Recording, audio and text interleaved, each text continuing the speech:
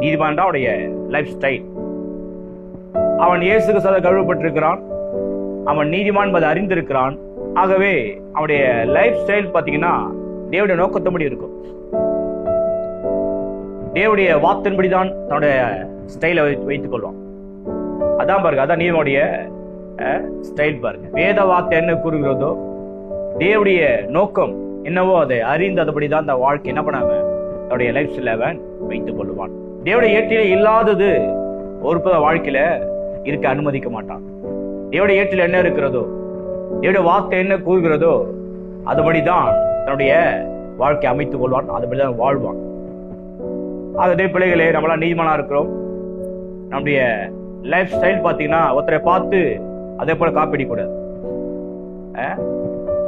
வேதம் என்ன சொல்லுகிறது, கர்த்தருடைய வார்த்தை என்ன சொல்லுகிறது, அதபடி நம்ம என்ன பண்ணோம், நம்முடைய லைஃப் ஸ்டைலை வைத்துக் கொள்ள வேண்டும்.